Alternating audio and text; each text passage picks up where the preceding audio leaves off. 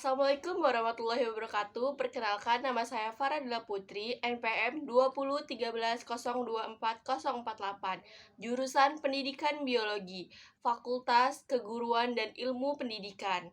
Di sini saya akan menjelaskan mengenai sejarah kepanduan yang merupakan tugas pendidikan kepramukaan. Gerakan Kepanduan adalah gerakan pembinaan pemuda yang memiliki pengaruh mendunia. Terdapat lebih dari 38 juta anggota kepanduan dari 217 negara. Gerakan ini dimulai pada tahun 1907 ketika Robert Baden-Powell dan William Alexander Smith mengadakan perkemahan kepanduan pertama di Kepulauan Brownsea, Inggris. Ide untuk mengadakan gerakan tersebut muncul ketika Robert Baden-Powell dan pasukannya mempertahankan salah satu kota di Afrika Selatan. Ketika itu, pasukannya kalah besar dibandingkan musuhnya. Untuk mengakalinya, sekelompok pemuda dibentuk dan dilatih untuk menjadi tentara sukarelawan. Tugas utama mereka adalah membantu militer mempertahankan kota. Pekerjaan itu dapat mereka selesaikan dengan baik, contohnya mengantarkan pesan Baden-Powell kepada pasukan militernya secara menyeluruh di dalam kota, sehingga pasukannya bisa mempertahankan kota dengan lebih lama dan memenangkan peperangan tersebut. Setelah mereka berhasil memenangkan peperangan tersebut, mereka mendapatkan lencana. Gambar dari lencana ini kemudian digunakan sebagai logo dari Gerakan Pramuka Internasional. Keberhasilan Baden-Powell mempertahankan kota salah satu di Afrika tersebut membuatnya dianggap pahlawan. Dia kemudian menulis buku pada tahun 1899 dan menjadi buku terlaris pada saat itu. Pada tahun 1906, Baden-Powell ditemui oleh seorang keturunan Inggris Kanada yang tinggal di Amerika Serikat, yaitu Seton. Pertemuannya dengan Seton mendorongnya untuk menulis kembali sebuah buku dengan versi baru yang diberi judul Boy Patrols. Buku tersebut digunakan sebagai buku petunjuk kepanduan bagi para pemuda ketika itu. Kemudian untuk menguji ide-idenya, Baden-Powell mengadakan sebuah perkemahan untuk 21 pemuda dari berbagai lapisan masyarakat selama seminggu penuh di Kepulauan Brownsea, Inggris. Metode organisasinya menjadi kunci dari pelatihan kepemudaan yang dilakukannya. Sistem ini mengharuskan para pemuda untuk membentuk sebuah kelompok kecil, di mana kelompok kecil tersebut harus menunjuk salah satu anggotanya untuk menjadi ketua di kelompok tersebut.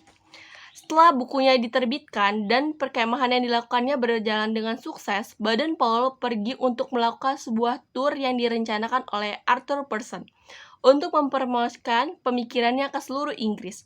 Dari pemikirannya tersebut, dibuatlah sebuah buku berjudul Scout for Boys, yang saat ini dikenal sebagai buku panduan kepramukaan edisi pertama. Saat ini, Baden-Powell mengharapkan bukunya dapat memberikan ide baru untuk beberapa organisasi pemuda yang telah ada. Tapi yang terjadi, beberapa pemuda malah membentuk sebuah organisasi baru dan meminta Baden-Powell menjadi pemimpin mereka. Ia pun setuju dan mulai mendorong mereka untuk belajar dan melatih serta mengembangkan organisasi yang mereka miliki. Seiring dengan bertambahnya jumlah anggota, Baden-Powell semakin sulit membimbing mereka. Ia pun membutuhkan asisten untuk membantunya. Oleh karena itu, ia merencanakan untuk membuat sebuah pusat pelatihan kepemimpinan bagi orang dewasa.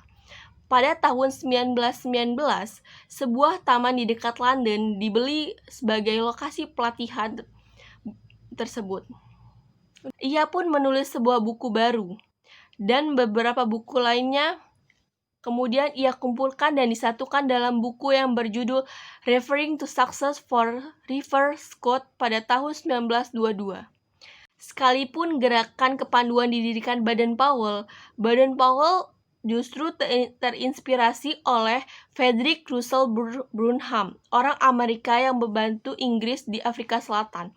Brunham banyak belajar teknik hidup di alam bebas dari ayahnya, yang menjadi pastor di tempat penampungan orang Indian.